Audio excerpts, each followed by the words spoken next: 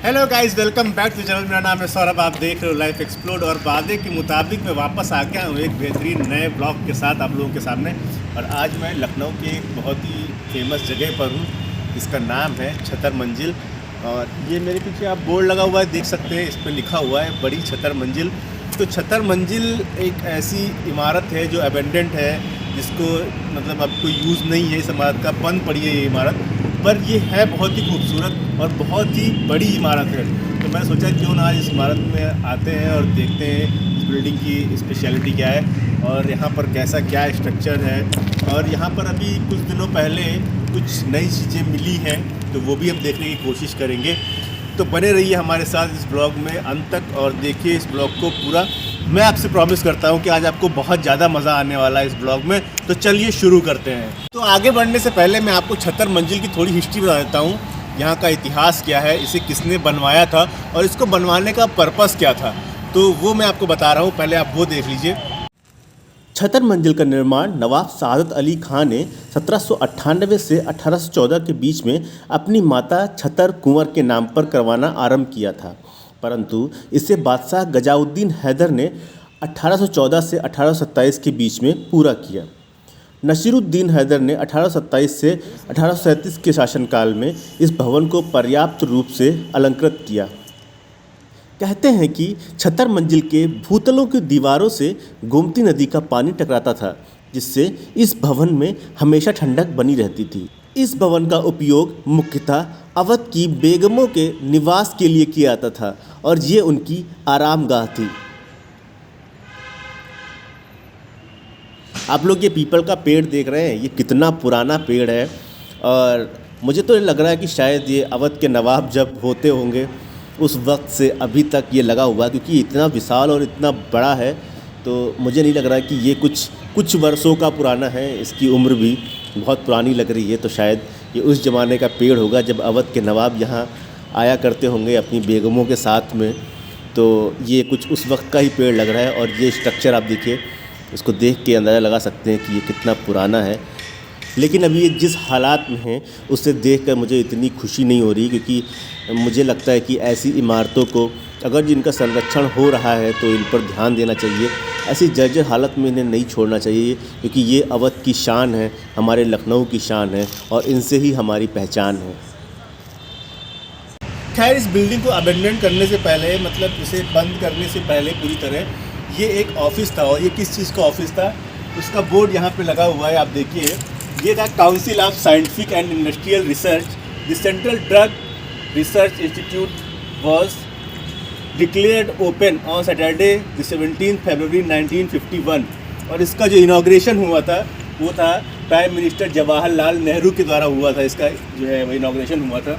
मतलब यहाँ पे CDRI का ऑफिस था पहले, और उसके बाद CDRI का जो ऑफिस था वो कहीं और शिफ्ट कर दिया गया और इस बिल्डिंग को कम्प्लीटली क्लोज़ कर दिया गया, अबेंडन कर दिया गया। और अब यहाँ पर किसी भी तरीके का कोई भी काम अंदर नहीं होता है। मोस्टली इसका आवागमन जो है वो भी बंद कर दिया गया है। एक तरीके से संरक्षित इमारत है ये। अभी यहाँ पर बाहर के ज़्यादा लोगों को आना मना है, किसी भी तरीके का आपत्तिजनक कार्य करना यहाँ पर मना है। अब यहाँ पर किसी भी तरीके का सरकारी उपयोग में या किसी तरीके के उपयोग में ये बिल्डिंग नहीं लाई जा रही है।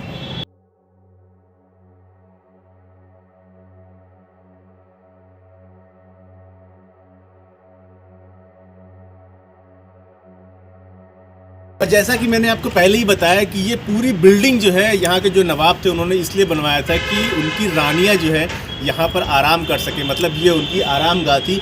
और पर्पस क्या था कि जो है इसके पीछे गोमती नदी है, इस बिल्डिंग के पीछे। तो गोमती नदी का पानी जो है इस बिल्डिंग की दीवारों से टकराता था, जिसकी वजह से इसका टेम्परेचर जो है वो बहुत कम रहता था और ये बिल्डिंग बहुत ठंडी रहती थी। अभी पूरी बिल्डिंग बंद पड़ी है तो अंदर जाने का मौका तो खैर नहीं मिल रहा है, पर मैंने एक एक्सपेरिमेंट किया। एक्चुअली उसको चेक किया कि क्या सच में ये बिल्डिंग इतनी ठंडी है। मेरा यकीन मानिए, मैंने इस दरवाजे से अंदर हाथ डाला है, और अगर आप होते यहाँ पर तो शायद आप भी इस चीज़ को फील कर पाते, पर मैं एक्चुअली फील कर पा रहा हूँ। सिर्फ यहाँ पर मेरा हाथ है और जहाँ पर आप हाथ डालेंगे ना, जब इसका टेम्परेचर बाहर से बहुत ज़्यादा कम है। Without AC, without any fan, इसका टेम्परेचर बाहर से बहुत ज़्यादा कम है और अंदर बहुत ही ठंडा है। तो उनका जो पर्पस था और उनकी जो कारीगिरी थी, उनके जो कारीगर थे और जिस आर्किटेक्चर ने इस बिल्डिंग को बनाया है, बहुत ही लाजवाब काम किया है कि बिना किसी फ़ैन के, बिना किसी कूलर के और बिना किसी एसी के, उस ज़माने में शायद तो ये होता भी नहीं होगा, तो उसके बिना अगर जो पूरी बिल्डिंग को ठंडा रखना है तो वो कैसे पॉसिबल था, कोई उनसे सीखता। और सीरियसली उन्होंने बहुत ही शानदार काम किया है। इवन अभी भी मैं हाथ डाल के रखा हूँ इसमें और देखिए बहुत ही ठंडा है। तो इस तरीके से जो है ये नवाब लोग जो थे वो अपनी बहुत सारी चीज़ें, अपनी सुख सुविधाओं के लिए बहुत सारी बिल्डिंग्स जो है उनका निर्माण करवाते थे, उनको बनाते थे। और ये बिल्डिंग जो है ये जिस पर्पस के लिए बनाई गई थी शतर मंजिल, उसका पर्पस जो था वो पूरी तरीके से उस पर्पस पे खरी उतर रही है। और अंदर और क्या है वो चल के आगे देखते हैं, आपको बताते हैं इस बिल्डिंग में और क्या है।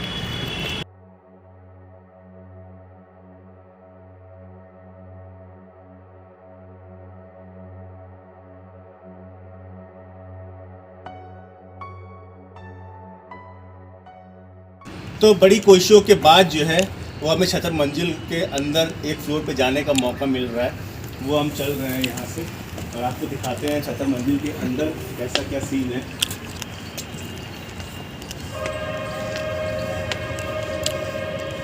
तो ये है छतर मंजिल का शायद आई थिंक फर्स्ट फ्लोर है। ये बिल्डिंग तो बहुत बड़ी है, कोई अगर देखिए इतनी बड़ी बिल्डिंग है सीरियसली, आपको देखना चाहिए। इट्स वेरी यूज, देखिए यहाँ पर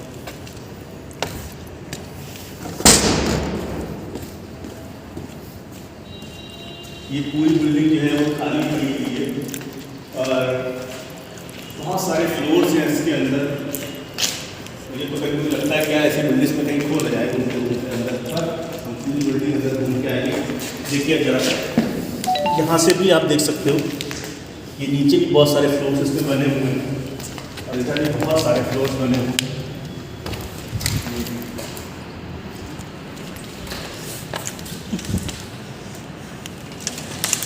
एक बार आपको इसके अंदर का लुक और दिखाते हैं, थोड़ा बेहतर देखिए आप। ये छतर मंजिल की बिल्डिंग का कुछ ग्राउंड फ्लोर होगा शायद।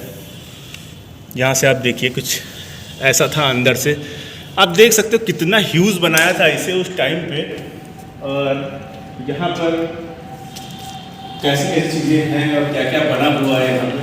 तो उस टाइम पे भी यहाँ पर जो है वो बहुत सारा डेवलपमेंट किया गया था और बहुत सारा बिल्डिंग जो है बनाई गई थी। देखिए यहाँ पर अभी भी ये आप देख सकते हो, यहाँ पे जब CDRI का ऑफिस जो हुआ करता होगा तो उस टाइम पे ये शायद चीज़ें लगाई गई होंगी। यहाँ पे बहुत सारी मेडिसिन की ये लिस्ट लगी हुई है, बैक्टीरिया और उनकी लिस्ट लगी हुई है यहाँ पे। तो कुछ ऐसा यहाँ पर काम हुआ करता होगा इसमें। बहुत सारी चीज़ें एक्चुअली क्या है कि मिक्स हो गया है। अभी क्या है कि एक ज़माना था जब ये नवाब के अंडर में था तो यहाँ पर आराम गाह होती, फिर दूसरा ज़माना आया और उसके बाद CDRI का जो ऑफिस था उसमें कन्वर्ट कर दिया गया। तो जो नवाबों वाली ये थी शायद पहले उसके स्ट्रक्चर बहुत सारे चेंजेस कर दिया गया, शायद उस टाइम पे इतना मॉडर्नाइज नहीं रहा हो, पर बाद में इसको मॉडर्नाइज कर दिया गया था। और आपको दिखाते हैं थोड़ा सा अंदर, और इसके अंदर ये एक देख सकते हो आप, स्टेयर्स बना हुआ है, सीढ़ियाँ बनी हुई है। ये शायद नीचे के फ्लोर में जाने के लिए सीढ़ियाँ हैं। एक ज़माने में यहाँ पे शायद नवाब जो है वो गुजरा करते होंगे इन सीढ़ियों से, उनकी बेगम जो है वो गुजरा करती होंगी इन सीढ़ियों से, और उसके बाद CDRI के जो ऑफिसर्स होते होंगे वो गुजरते होंगे इन सीढ़ियों से। और ये देखिए उस टाइप के जो ऑफिसर्स के साथ उनकी बोर्ड भी लगी यहाँ पर लगा हुआ है।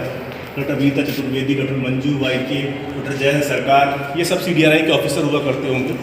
और देखिए यहाँ पर ये सूक्ष्म जीव विज्ञान विभाग की यूनियन ऑफ माइक्रोबायोलॉजी यहाँ पर बना हुआ है। तो ये बिल्डिंग बाद में अच्छे से यूटिलाइज की गई है और फिर एक वक्त के बाद इसे छोड़ दिया गया है खाली। हम और एक बार कोशिश करते हैं कि अंदर थोड़ा और जाने की कुछ चीज़ें दिख जाए।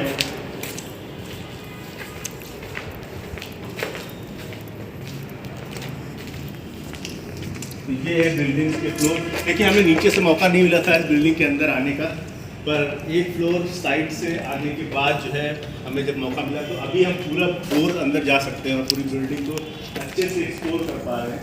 ये शायद यहाँ पर हवा और रोशनी जाने के लिए ये विंडो ऐसे बनाए गए थे जिससे इसके अंदर हवा और रोशनी जा पाए बिल्डिंग के अंदर। और अंदर बहुत सारे फ्लोर हैं। ये देखिए बहुत सारे फ्लोर्स बने हुए हैं, ऊपर जाने का भी रास्ता बना हुआ है, पर शायद इतनी बड़ी बिल्डिंग है कि अब एक्सप्लोर कर पाना पूरी बिल्डिंग को प्रॉपरली बहुत टाइम टेकिंग हो जाएगा, तो मैं पूरी बिल्डिंग को एक्सप्लोर नहीं कर रहा हूँ। पर ये देखिए आप कुछ सीढ़ियाँ बनी हुई हैं नीचे, ये फ्लोर बने हुए हैं और ये प्रॉपर सब पूरा पत्थर लगा हुआ है। इसको देखते हैं,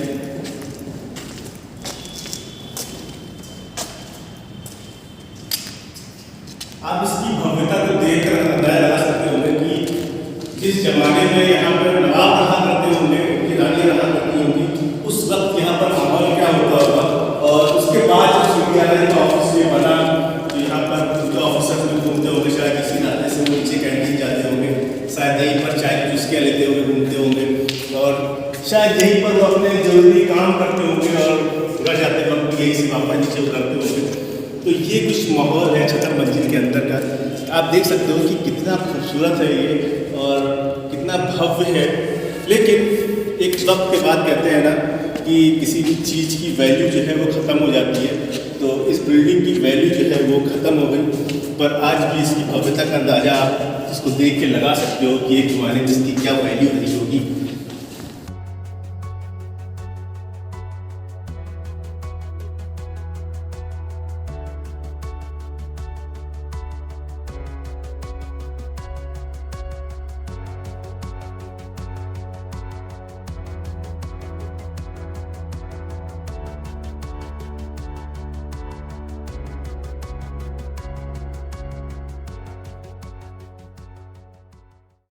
अभी छतर मंजिल के अंदर एक ये बना हुआ है ऑडिटोरियम, जिसको बोलते हैं प्रेक्षागृह। तो यहाँ पर एक ऑडिटोरियम का इसलिए बनाया गया था शायद, जहाँ पर CDRI के कुछ कार्यक्रम होते होंगे, या इसके अलावा जब नवाब थे तो शायद वो अपने कुछ कार्यक्रम या महफिलें यहाँ पर जमाते होंगे। देखिए कितना भव्य बना हुआ है ये और कितना ही बड़ा है, तो आप इसको देख सकते हैं। देखिए यहाँ पर ऑडिटोरियम के टाइम पर, यहाँ पर आप एक चीज़ आपको दिखाता हूँ कि उस टाइम पर चीज़ें कितनी प्रॉपर वे में थी। प्रेस के लिए अलग से एक कॉर्नर बनाया गया है जहाँ पर प्रेस के लोग बैठते होंगे। यहीं पर शायद कभी पंडित जवाहरलाल नेहरू जो है वो भी यहीं पर शायद कभी बैठे हो, जब वो शायद यहाँ की इनॉग्रेशन करने आए होंगे तो वो यहाँ पर बैठे होंगे। तो ये सब चीज़ें यहाँ पर हैं और आप इन सब चीज़ों को देख के अंदाजा लगा सकते हो कि ये बिल्डिंग कितनी ही शानदार है, कितनी बड़ी है और कितनी भव्य है।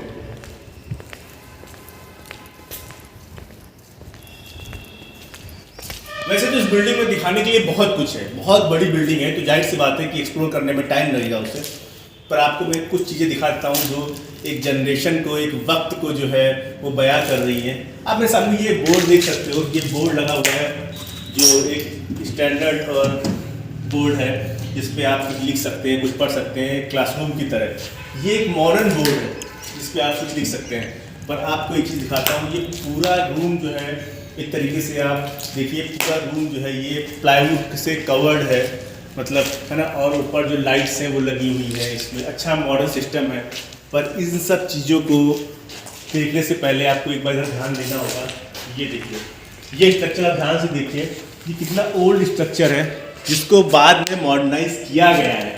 जब चीज़ें बाद में लगी थी तो पहले जो स्ट्रक्चर था वो अंदर ऐसा था, और आप इतने बड़े हॉल में एक भी पिलर नहीं है, इस पूरा जो है एक बीम पे टिका हुआ है, पूरा 2-3 बीम जो है वो उस पे बना हुआ है।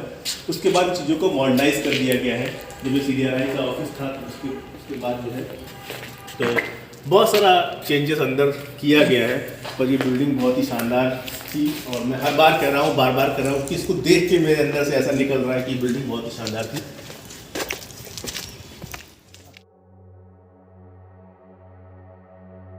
छतर मंजिल जो है वो 5 फ्लोर की बिल्डिंग थी, 5 फ्लोर की इमारत है, जिसमें 5 फ्लोर तो ऊपर से आपको दिख जाएंगे, एक के ऊपर एक बने हुए हैं। पर इसका एक फ्लोर जो है वो बहुत बाद में निकला है, अभी पिछले साल ही शायद वो डिस्कवर हुआ है यहाँ पे। उसका रास्ता जो ये नीचे आप देख सकते हो, यहाँ से ये रास्ता तो गया हुआ था उसका, यहाँ से नीचे रास्ता गया हुआ है इसका, पर ये फ्लोर जो था वो पहले बंद था, बाद में इस फ्लोर को ढूंढा गया है। तो उसके बाद से ये बिल्डिंग जो है पूरी वो लगभग 6 फ्लोर की हो गई है। और अब हम आपको इस बिल्डिंग के पीछे जाके और थोड़ा सा टेरेस पे जाके दिखाएंगे इसको, इसके पीछे जो है उसका व्यू दिखाएंगे और कोशिश करेंगे कि पीछे से जाके आपको वो चीज़ दिखाएं और वो फ्लोर दिखाएं जो बहुत बाद में डिस्कवर हुआ है, जिसको हम बहुत बाद में उसकी खोज हुई है, जिसके बाद ये बिल्डिंग जो है 5 फ्लोर से 6 फ्लोर की हो गई है। अच्छा, आपको एक और इम्पोर्टेंट बात बता देता हूँ कि जो ये बिल्डिंग जिससे मैं निकला हूँ ये है 76 मंजिल, और जिस बिल्डिंग पे अभी मैं खड़ा हूँ ये बिल्डिंग एक सेकंड बिल्डिंग है 76 मंजिल के बिल्कुल बगल में बनी हुई है, और इसका नाम है फरहत बख्श कोठी। और फरहत बख्श कोठी का जो है वो हिस्ट्री जो है मैं आपको थोड़ी देर में बताऊँगा।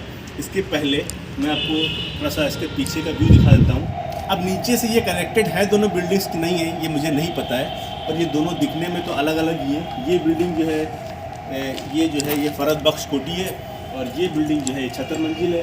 इसका रास्ता तो इधर से निकला हुआ है 76 मंजिल का जो है वो फरहत बख्श कोठी की टेरेस पे निकला हुआ है। ये फर्स्ट फ्लोर है 76 बख्श कोठी का। तो इसके पीछे से मैं आपको दिखाएंगे कि इसके पीछे से क्या थोड़ा सा विंडोज़ बने थे, तो मैं वहाँ से आपको दिखा नहीं पाया पीछे का व्यू। इसको पीछे का 76 मंजिल के पीछे का व्यू देखने के लिए मुझे फरहत बख्श कोठी के टेरेस पे आना पड़ा। तो आपको यहाँ से दिखाते हैं इसके पीछे का क्या व्यू है, क्या सीन है। तो ये देखिए, वही जो सारा पंगा जिस चीज़ के लिए ये बिल्डिंग यहाँ बनी थी, वो पंगा ये था कि पीछे गोमती नदी थी। गोमती नदी का पानी ही यहाँ की बिल्डिंग्स की दीवारों से टकराता था उस टाइम पे, और टकरा कर ठंडा पानी जब दीवारों से टकराएगा तो पूरा माहौल ठंडा कर देता था, पूरी बिल्डिंग ठंडी हो जाती थी। उसकी वजह से ही यहाँ बनाया गया था, और शायद यहाँ पर एक अच्छा व्यू मिलता, इसीलिए उन्होंने नवाबों ने इस जगह को चुना था बिल्डिंग बनवाने के लिए। इसके पीछे कुछ काम चल रहा है, मैं आपको दिखाता हूँ। ये कुछ यहाँ पर काम चल रहा है, आप देखिए। और ये एक्चुअली क्या है कि इस बिल्डिंग में पहले जो आपको मैंने बताया है कि यहाँ पर 5 फ्लोर हुआ करते थे, तो वो शायद अब जो है 6 फ्लोर की बिल्डिंग हो गई। ये एक फ्लोर जो नीचे शायद निकला है इसमें, तो कहीं इसी जगह पर निकला है, उसी के लिए ये खुदाई हुई थी। और इसके संरक्षण का काम और रिनोवेशन का काम जो है वो समय दर समय चलता रहता है। 70 मंजिल के बगल में जो बिल्डिंग है फरहत बख्श कोठी, तो थोड़ा सा इसको भी एक बार एक्सप्लोर कर लेते हैं, जिसके बाद में नीचे उतर के इसके बारे में थोड़ा हिस्ट्री आपको बोर्ड पे दिखा दूंगा जो कुछ भी लिखा होगा। और फिर हम इस बिल्डिंग के पीछे चलेंगे और देखेंगे कि अभी जो नया फ्लोर निकला है उसमें क्या क्या है। तो ये फ्लोर जो है ये देखिए आप यहाँ से, ये फरहत बख्श कोठी है, ये उसी बिल्डिंग से मिली हुई थी, और ये भी बहुत ही खूबसूरत है अपने आप में, एक तरीके से कलात्मक है। अब ये चीज़ देखिए आप, ये सब बिल्डिंग जो है सारी लाहौरी ईंटों से बनी हुई है। ऊपर जाने का रास्ता आई थिंक है कि नहीं है, एक बार मैं कोशिश करता हूँ ऊपर जाने की। और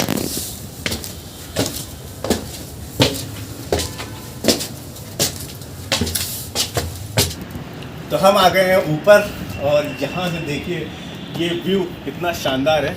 ये चीज़ आपको मैंने पहले दिखाया होगा, शायद आपने देखा भी होगा इसको, जब मैं नीचे से इसका व्यू दिखाया था। तो ये जो है दिख रहा था, और ये कितना खूबसूरत है, कितना पुराना है, और कितना समय लगा होगा इन सब चीज़ों को बनाने में, आप देख सकते हो। और ये फरहत बख्श कोठी का टॉप फ्लोर है, तो यहाँ से आपको एक बार 76 मंजिल का भी व्यू दिखा देता हूँ। ये सामने 76 मंजिल है, और ये उसका टॉप व्यू है। खैर हम चाहते तो उसके ऊपर भी जा सकते थे, पर बड़ा टाइम टेकिंग था, क्योंकि बिल्डिंग इतना अंधेरा था उसके अंदर, और साथ ही साथ बहुत समय लग रहा था ऊपर जाने में। तो मैं सोचा कि अब टाइम वेस्ट नहीं करते, कि मुझे बहुत सारी चीज़ें दिखानी थी आपको। तो ये एक बार आप गोमती का नज़ारा और देख लीजिए यहाँ से, ये है गोमती नदी।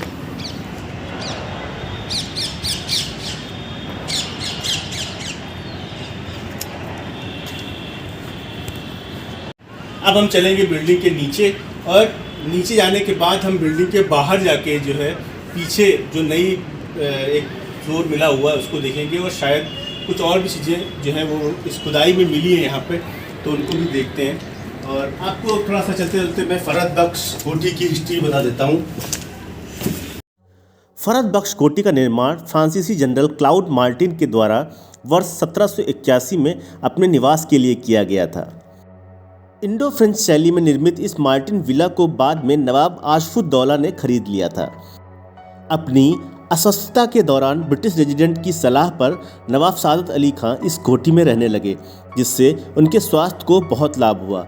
इस घटना के बाद नवाब ने इस कोठी को फरहत बख्श मतलब आनंददायक नाम दिया। इस भवन का तहखाना प्रचंड गर्मी से मुक्ति पाने के लिए इस प्रकार से निर्मित किया गया है कि गोमती तट से हवाएं पानी से गुजरकर इसे ठंडा रखें।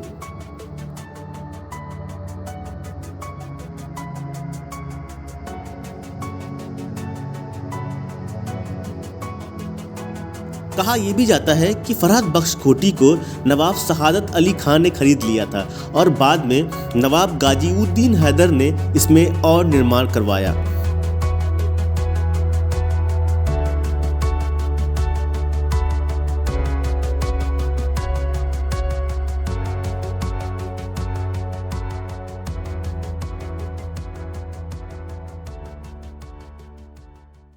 और अब हम चल रहे हैं इस बिल्डिंग के पीछे, तो हम वहाँ पर आपको चल के दिखाएंगे कि खुदाई में क्या कुछ मिला है यहाँ पे। देखते हैं, कोशिश करते हैं पीछे जाके और देखने की। ये है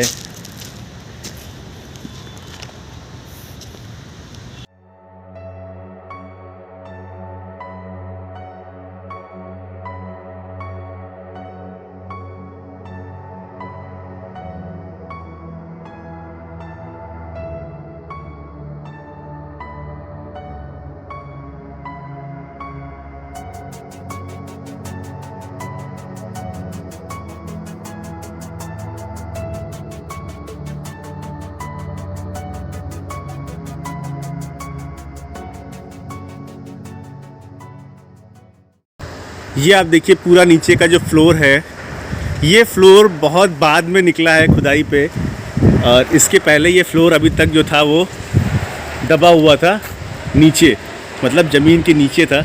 और यहाँ पर जो था वो वाटर का स्टोरेज सिस्टम जो था उनका वही बना हुआ था, और शायद यहाँ तक गोमती नदी हुआ करती थी, क्योंकि यहाँ पर आप ये देखिए, यहाँ पर ये हुक लगा हुआ है जिसमें शायद नाव बांधते होंगे उस टाइम पे, और यहाँ तक गोमती का पानी आता था। तो आपको मैंने दिखाया था ऊपर से जो गोमती रिवर इतनी दूर थी वो यहाँ तक बह के आती थी। ये पूरा फ्लोर जो है, अब देखिए, ये पूरा फ्लोर अभी तक ज़मीन के अंदर ही था। अभी फ़िलहाल इसका रिस्टोरेशन का काम चल रहा है और सुरंग जैसा पूरा नीचे बना हुआ है। चलिए आपको नीचे का फ्लोर भी पूरा अंदर तक दिखा देते हैं।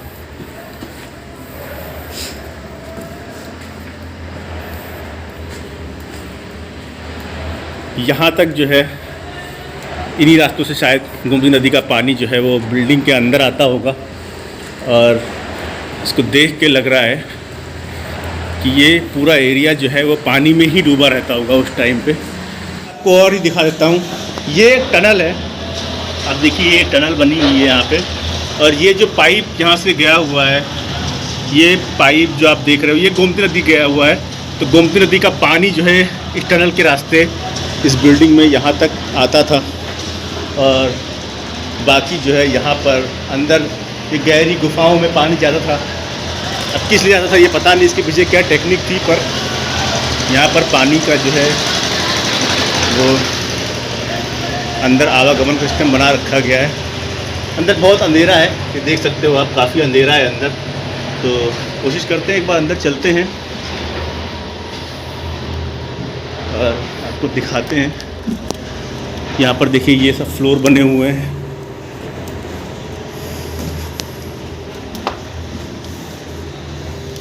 और इसके बाद यहाँ से ये फ्लोर कट हो गया है। ये बिल्डिंग का कुछ लास्ट एरिया है, आई थिंक सो। इसके आगे ये पीछे छतर मंजिल है यहाँ पे, और यहाँ पर जो काम चल रहा है, इधर भी रास्ता है शायद आगे जाने का। हाँ, इसके बाद से यहाँ से क्लोज़ हो गई ये बिल्डिंग। तो एक चीज़ मैं आपको बता देता हूँ कि जब मैं अभी इस बिल्डिंग के नीचे इस फ्लोर पर आया था, तो वो आया था मैं फरहद बख्श कोठी के नीचे से ही, और अभी मैं आ गया हूँ छतर मंजिल के नीचे तक। तो ये छतर मंजिल और फरहद बख्श कोठी जो है ये नीचे से कनेक्टेड थी, तो मुझे भी लगता है कि शायद ये ऊपर से भी कनेक्टेड हों। और ये है छतर मंजिल, पीछे काम चल रहा है।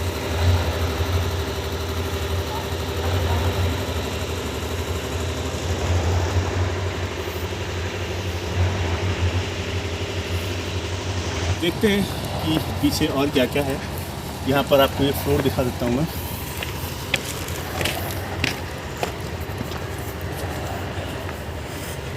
ये फ्लोर जो है ये मिला था बाद में खुदाई पे। ये वही फ्लोर है जो शायद वहाँ पीछे हम जहाँ से निकले हैं अभी वहाँ से कनेक्टेड है अंदर से। ये वही फ्लोर है। देखिए आप कितना कुछ था यहाँ पर देखने को, और मुझे तो बहुत मज़ा आया सीरियसली यहाँ घूम के। आई होप आपको भी बहुत मज़ा आ रहा होगा।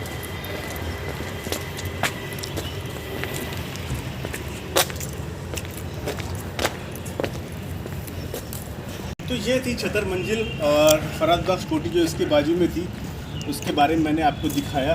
बिल्डिंग का रेस्टोरेशन का काम जो है वो चल रहा है। तो रेस्टोरेशन के लिए क्या होता है कि जो मसाला इस बिल्डिंग पे लगा होता है वही मसाला जो है वापस से प्रयोग किया जाता है, और उसको बनाने के लिए यहाँ पर उन्होंने एक मशीन लगा रखी है जिसमें चूना, गाद और जो चीज़ें होती होंगी, जो रिक्वायरमेंट होती होगी, उसके अनुसार उसको यहाँ पर पीसते हैं ये लोग। और उसके बाद जो है वापस से उस मसाले का जो प्रयोग है वो छतर मंजिल और फराद बख्श कोटी के रेस्टोरेशन में उसको यूज़ कर रहे हैं। तो उन्होंने पूरी एक मशीन यहाँ पर लगा रखी है। तो ये था छतर मंजिल का पूरा टूर जो मैंने आपको कराया, और मुझे पक्का यकीन है कि आपको ये ब्लॉग बहुत पसंद आया होगा। अगर आपको ये ब्लॉग पसंद आया हो तो इस ब्लॉग को लाइक ज़रूर करके जाना, क्योंकि मुझे बहुत मेहनत लगती है ऐसे ब्लॉग्स को बनाने में, और ऐसे अबंडेंट इमारतों के अंदर जाने में बहुत हिम्मत की ज़रूरत होती है, क्योंकि अंदर जाके थोड़ा अंधेरा भी होता है और पता नहीं कब क्या हो जाए। फिर भी मैं रिस्क लेके ऐसे वीडियोस आप लोगों के लिए बनाता हूँ जिससे मैं आप लोगों को नवाबों की कुछ हिस्ट्री से रूबरू करा सकूँ आप लोगों को, और कुछ इन्फॉर्मेशन आपको दे सकूँ। तो आप तो घर बैठे इस चीज़ का मज़ा ले रहे हैं, तो एटलीस्ट लाइक के बटन को ज़रूर दबा दीजिए। साथ ही साथ हमारे चैनल को सब्सक्राइब कर लीजिए, जिससे आपको हमारे आगे के वीडियोस मिलते रहें। मिलते हैं एक नए वीडियो में, तब तक के लिए बाय बाय, नमस्कार, टेक केयर।